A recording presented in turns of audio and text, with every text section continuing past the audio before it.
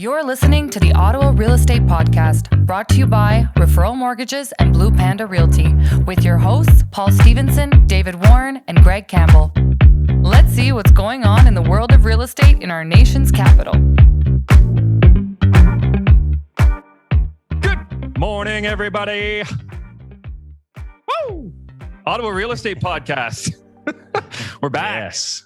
My name is Paul Stevenson. I'm here with Greg Campbell and David Warren. And this is the Ottawa Real Estate Podcast, where we talk about mortgages, real estate, and anything else we want to talk about. I am the owner, one of the owners, and a mortgage agent with Referral Mortgages here in Ottawa. Greg Campbell is a partner at Blue Panda, excellent realtor. And David Warren is my business partner and owner at Referral Mortgages and also a mortgage agent. Gentlemen, how was the week? How are we doing? Fantastic. Yeah, week's been good. Challenging week, but good. How so? Tell us more, Gregory. Lots of activity, lots of buyers, lots of sellers that need to buy first, so they need to buy with me now, and lots of showings and losing offers, and seeing the prices continue to rise, which I won't deny. It's a bit of a surprise to me.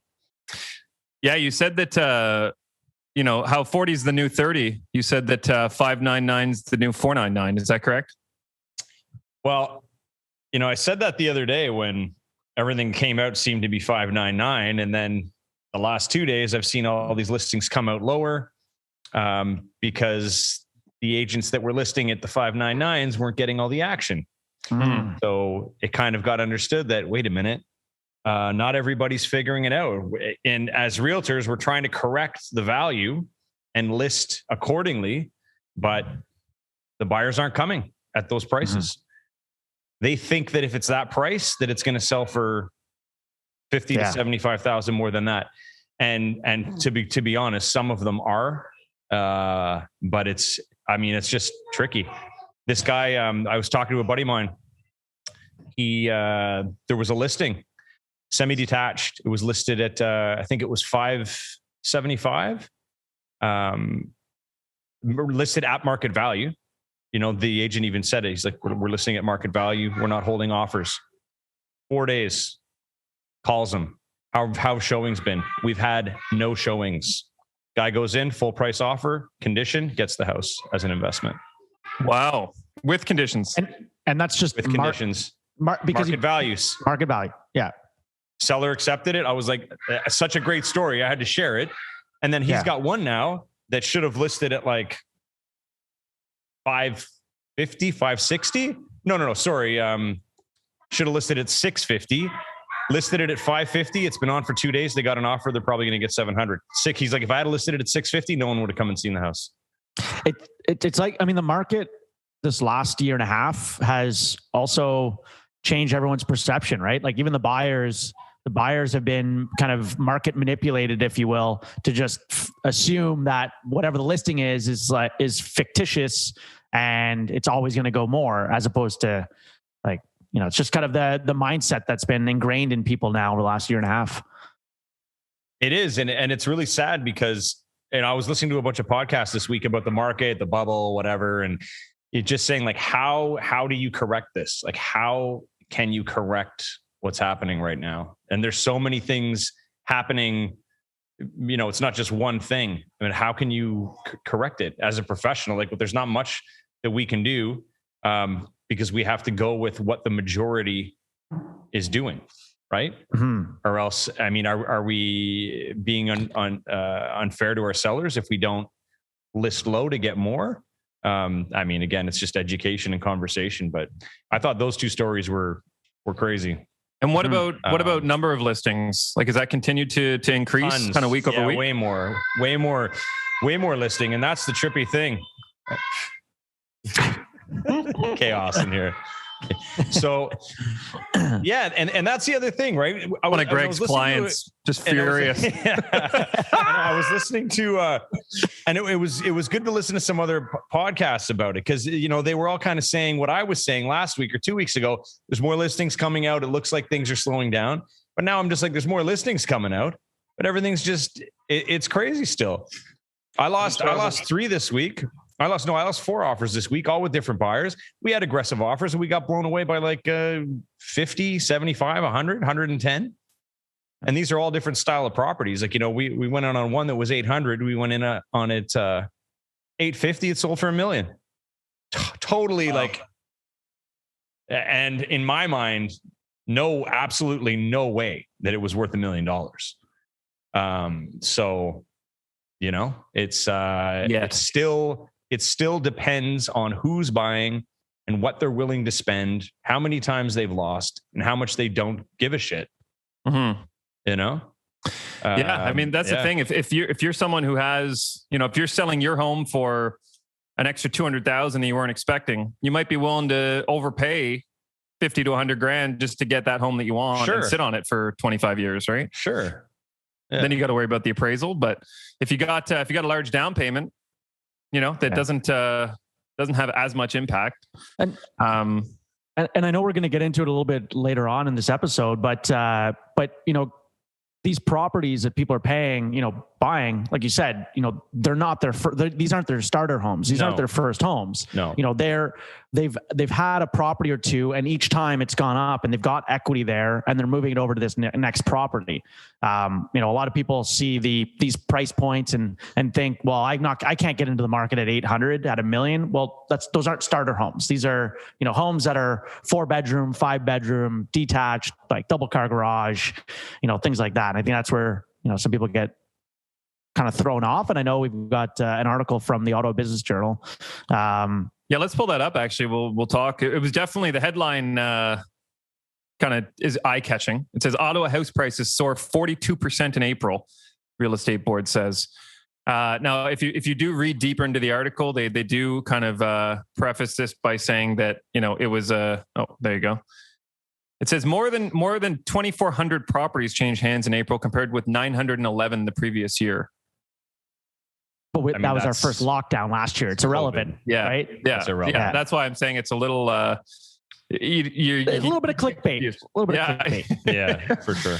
This isn't CMHC, is it, that put that up? Is that OBJ? But 2019 and 2018 were almost 2,100 transactions. So, it's over. I think it says it's 19% up or 15% up from 2019 numbers, but it's not that huge. It's not as huge as 900 to 2,400, like they kind of start out with. We recorded 2,026 sales in April 2019, 2,024 in April 2018. These figures provide more reasonable comparison, which is 19% increase in overall sales compared to those pre-pandemic years. Yeah. I mean, the market's busy. There's a bigger population. Overall, that's what blows my mind, that the prices, like, it's staggering. So here's something I want to point out to everyone, and it's definitely worth noting, especially if you're currently renting and you're thinking about owning a home. You can't look at the average home price and think that's where you need to be buying. If the average home price right now is over 700,000, you don't have to be looking. Like, that's not every home. Like, that's not a true. I mean, it is the average if you take every household, but that means that, there's 50% of the homes in the city that are less than 700,000. That doesn't mean that every home is 700,000, So when you're looking for your first home, you can still get a 3-bedroom townhome for 300,000. I think we have a few properties in the city right now. Do we not that are listed like at 300 or under 300? There's some listed. Let me just go into this. I got some notes here. And there's one too. That's the one on Hetherington, right? Yeah, like this. Okay. Here's a prime one. Yeah, $299. So actively listed. This isn't Greg's list. Just a random realtor. Active right now. There's 6 2-story condo row units, 3 bedrooms, averaging $296,000. Yeah. Condo fees will be about $350, maybe just over $4 for those. And the average in the last month, since April 1st. The average list price of similar homes to that, like 3-bedroom, 2-story row home condos, was $267, and the average sale price was $315. So, if you're looking, I mean, if that's not the type of home you want, but you want to get in business of real estate, maybe go and buy that and rent it out and then keep renting where you are if that's more comfortable for you. But there's options, you know, and everybody is, a lot of people are sitting around complaining when there's still options. You know, this is under 300,000. Yeah. I mean, I should be buying one of these as an investor right now, but I just sold mine. Greg's got to go. Mine.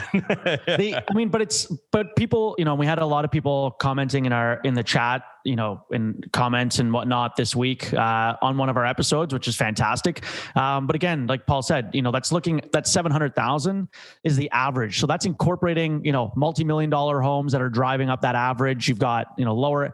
So you've got, you know, that's a 700. That's not your, you know, for most, that's not your first home, you know.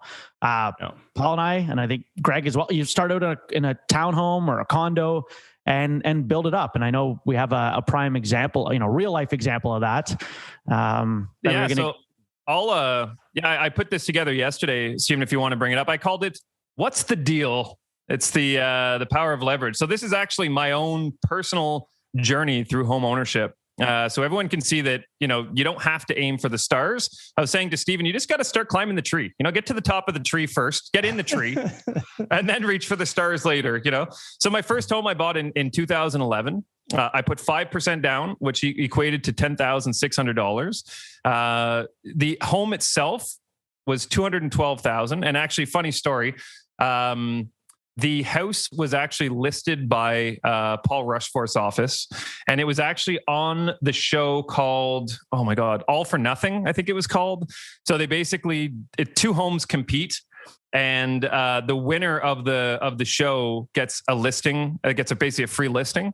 But what you had to do is you had to try to improve the value of your home by investing the least amount of money. This was the premise of the show. So the people were like bartering. They were doing garage sales to make money, to try to do these renos and so on. Anyways, long story short, got the home for $212,000. I lived there for 7 years. And in the very last year I was there, I invested $6,000 into renovating prior to selling. So I just updated the countertops, updated the cabinets in the kitchen, redid the countertop in the washroom upstairs. Just did some small updates. Using IKEA kitchen, nothing fancy. Kitchen. You know, so we're talking now 212 or 218 rather, right? Purchase price plus your 218. So with over 7 years. Keep in mind, 7 years. So this is, Greg, to your point about don't expect your home to go up, you know, 100% in 3 years. In 7 years, I bought it for $212 and I sold it for $217. So over 7 years, the value only went up $5,000. Now, in hindsight, a year later, it sold for $320, but that doesn't matter. Okay, I sold it for $217. And the only reason I was able to buy my second home is because of the principal pay down. So I was just paying my mortgage just regularly on a monthly basis for 7 years. And I was able to sell it for $217. And that gave me enough money to be able to buy home number 2, which was in 2018. So same thing, I put 5% down. It was a $340,000 semi-detached. So the original one was a townhome. It was a 3-bedroom townhome. This was a 4-bedroom semi-detached in Britannia Village, $340,000. I used the Purchase Plus Improvement Program. So this is a program that is offered by the insurers, so CMHC, Sagen, et cetera. And you can actually add $40,000 in renovations to your mortgage to increase the value of your home. So as long as the renovations you're doing increase the value of your home by the equivalent of what you're borrowing, you can borrow that money. So I borrowed $40,000 from that. I added it to my mortgage. I updated everything: floors, baseboards, washrooms, redid the kitchen, just basically top to bottom, full flip renovation. I invested an additional $20,000 of my own dollars out of that. So a total investment of $60,000. And then this past year in January, I was able to sell that property for $625,000. So that's a 3-year return. And then my last home, the home that I just bought recently, bought in 2021. So 10% down. So I put a little more into it. I bought it a single family home for $612,000. So I bought it for less than I sold the semi for. Again, use the Purchase Plus for the $40,000. And then I'm investing the remainder of my proceeds that I got from the last home into increasing the value of this home. So I don't know exactly where the value is going to lie once the renos are done, but it's certainly going to be higher than 612. And this is a perfect example. Over 10 years, I started with a $10,000 investment and I was able to now buy a forever home. over 10 years. So you can't look at the average sale price of 700,000 and say, well, I'm never going to be able to buy a home. You got to look at, first of all, getting pre-approved so you know exactly what your buying power is. But if you make an income of say 60 to 65,000, or if you have two people in a household and you both make say minimum wage and you have a household income of say 70,000, you can buy a home. You can buy a home for $300,000. You can do that. It's 100% possible. So you really can't be discouraged. And we're not, I know we always talk about home prices are going up and, prices are crazy and sales are crazy, but the most important thing is get into home ownership if you're interested. Buy a starter home, a true starter home, and deal with it for a couple years and know Work that this is a roadmap. You got to create the roadmap. You can't sit there for 10 years and then look back and say, well, I wish I had just bought that starter home 10 years ago. You got to just do it, get in there. And ultimately, if you're paying $1,500 or $2,000 in rent, you're going to be paying the same thing in this townhome, but you own it. There's actually an ownership component and it's an investment. And every time you pay that mortgage, you're paying off your mortgage. You're paying into your own pocket again when you eventually sell that home. Or if you decide to stay there for a long term, you have an asset now. And over that period of time that you had that house in Blackburn, your principal pay down you made was also at, your rate was probably in the threes. And I think it was and now 299 or 289, something like that. And so rates right now, you're, if you're putting 5 or 10% down, you can get a variable as low as, you're talking 1.45, basically half the rate. So your principal pay down, if you were in the same situation now, you would have you'd be able to pay that much more principal off, even if the value didn't go up, and just leverage that to buy the next place like you did. I think that's what a lot of people forget about, right? They get hung up, like you said, on the average home price, on the $700,000 $1 million homes, and those aren't your starter homes. You're not coming. No one's expecting you to come out of university or come out of your parents' basement and go and buy $1 million home. Those aren't, It's not realistic. Yeah, it's not realistic. It's not, and that's not the real world. And that's why we wanted to kind of talk about this circumstance, because this is, like I said, this is my own personal journey. And even when I bought that home, I had no intentions of, like, when I bought that house, I thought I might be there for a long time, and I was. 7 years is a long time in home ownership, I would say. But I think the other mistake that people make is that when they are thinking about buying a home, they're thinking about buying their forever home. I say that in quotes, their forever home at the beginning. And it's just not, again, that's not I don't think that's the right approach. I've never gone into a place thinking, this is where I'm going to live the rest of my life. This is where I'm going to buy right now because this is what I can afford. I'm comfortable with this area. I like this area. It's good for me and my family. And then you reassess. If you get tired of that home, or if values go up enough that you think you can then sell it and maybe buy something a little larger or in a better area or whatever it may be, then you kind of reassess as you go and you pivot. You can't go into the home buying process thinking I want to buy my forever home. I think that's just the wrong approach. Oh, you're on mute there, Greg. Sorry, there we go. I got you back. Or I got me back. And see, I just got this message as we're talking about this stuff. The client says they found something on Summerlands in Orleans. $350 is the asking price, right? Yeah, $350. That's a starter home. They're getting a starter home. Is it going to sell for $400? Maybe $425. Who knows? But still, that's still realistic. And these are first-time buyers. They both have decent jobs. They got good credit, and they'll get it. I mean, that was another thing that I learned on a lot of podcasts, that the general buyer is high credit, double income couples. Mm-hmm. Like, that's driving the most of this. I mean, at the end of the day, so leading, in a little bit of, I was doing a little bit of research and we could save kind of the more in depth for another episode. But, I was looking at Ottawa. I've known that Ottawa's in the top echelon of average median household income in Canada. We are consistently either number one or top three. And the only other two cities that beat us are Calgary and Edmonton because of the oil and gas industry. But other than that, Ottawa's median household income is higher than Toronto and Vancouver. So, when you're looking at home prices, and significantly, like our average income right now, median household income is $108,000, and Toronto and Vancouver, they're in the 90 and 98,000. So, when talking about bubble or the home prices here, we've been historically a depreciated home price market based on where our household incomes have been. We're one of the highest educated cities, highest median household income. And so, you look at Vancouver, everyone thought that was going to burst, and it's been going for 10 years or longer. And it's like Toronto, the same thing. So there's no reason to say that Ottawa won't do that. But again, to Paul's point, there's plenty of properties at that starting point, and looking at it, if the house price is going up, great. Get in now at that starter home, do those renovations, update that home, and take advantage of that appreciation.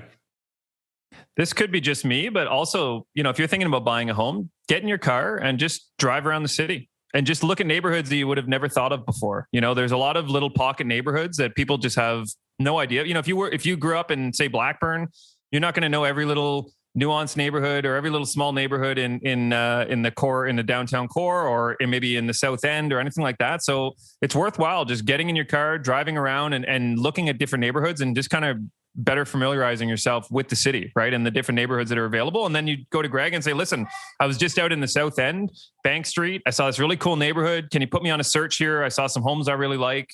Like, you can kind of do that on your own. You can do that legwork and better educate yourself on the different areas of the city that have those townhomes and have those homes that may be within your price range. That's great. There's something for everyone. There's something for everybody. It's true though. That what you were saying about, I believe that there is a lot of people who want their first purchase to be this. This is what I want.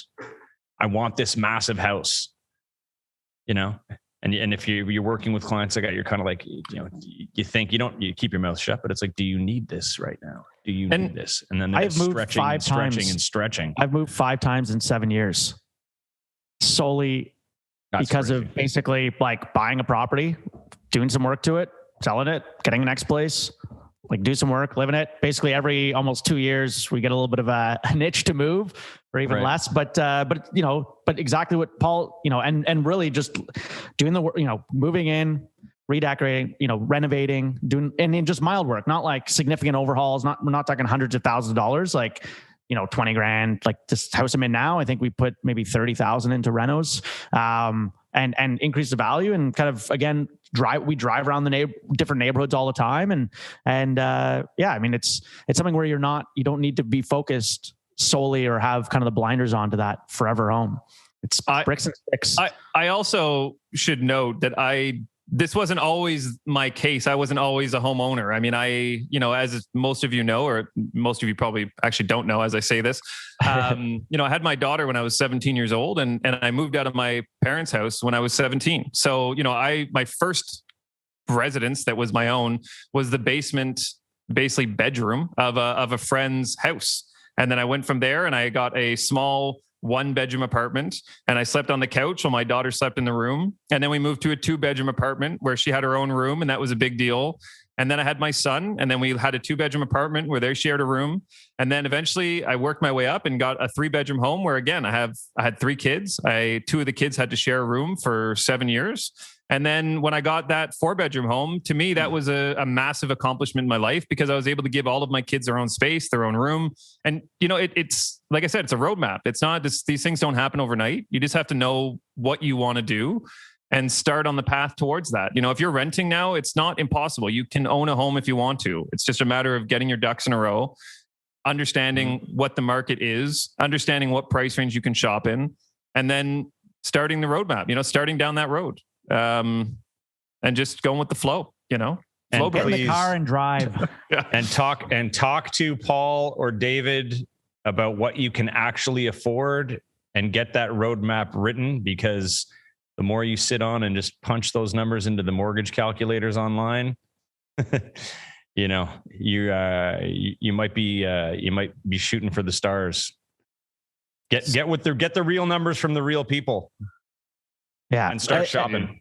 Absolutely. And part of that roadmap, we always say, whether you're buying today or buying in a year and 5 years, having somebody, have a mortgage professional looking at your credit, looking at your income, giving you an assessment of where you are now, or maybe there's things you need to do to rebuild your credit or to build it up in general. We can, that professional can provide you that advice and set you on that path so that, you have that goal, what you can qualify for. This is what your minimum down payment requirement is. And you can kind of set out on that savings plan or on that credit plan and kind of head down that path. But, not everything needs to be. I just posted in the chat. I just posted in the chat a calculator that we have on our website. So for anyone who is currently renting and is has aspirations of home ownership, we've put a link in there. If you just go to referralmortgages.com and then click on resources, there's a calculator there.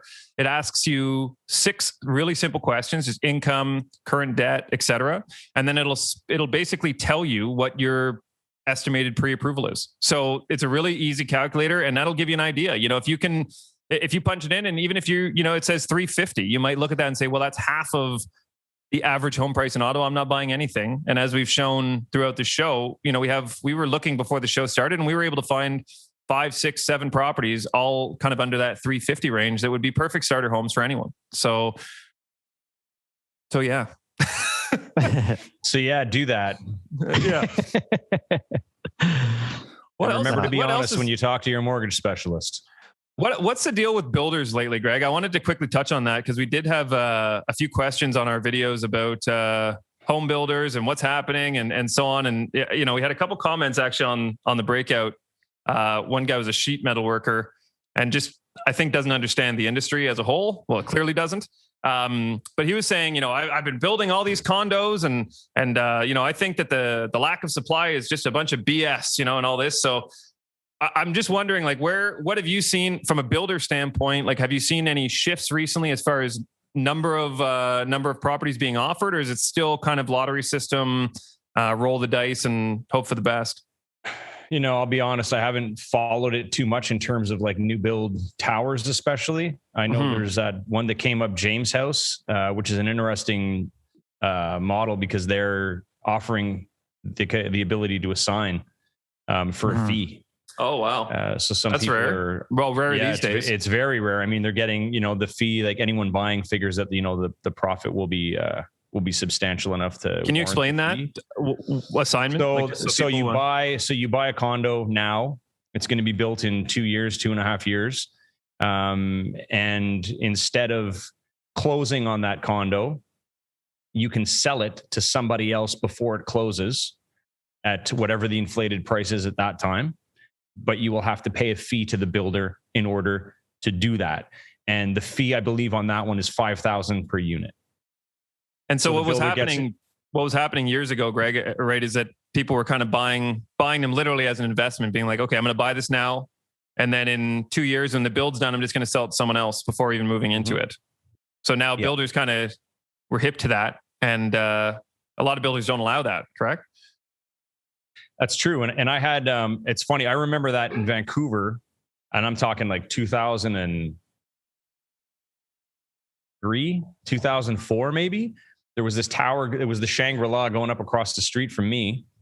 And my buddy bought 3. He bought 3 units and he sold them before it was done. I think he made $75,000 on each unit. 1-bedroom condos. Like crazy. And that was the first time I'd ever heard about anything like that. Right. But that's exactly what it was.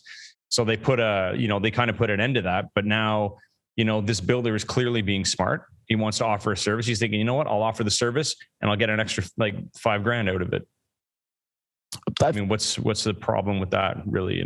That's all right. Yeah. I mean, I think the one thing that I'll say about the assignment is certainly before purchasing or signing that paperwork for that assignment, if you're on the other end of it and buying it from that original buyer, to speak with your mortgage professional. You will be limited on lenders that would be okay with that as well, of agreeing to that higher purchase price before the closing of it. Again, speculative buying where it's being assigned over at a higher price. So don't sign it blindly. Speak to a professional ahead of time. Speak to your lawyer. Speak to your mortgage broker before putting your name on the dotted line. But yeah, that James house is going to be a nice building.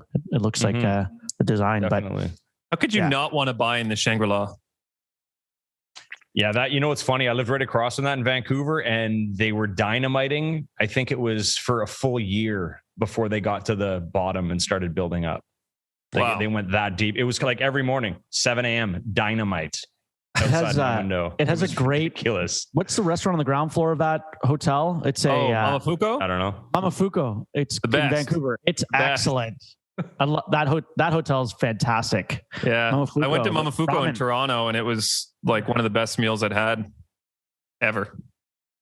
Anyways, real estate. A funny story about Momofuko. I have to say it.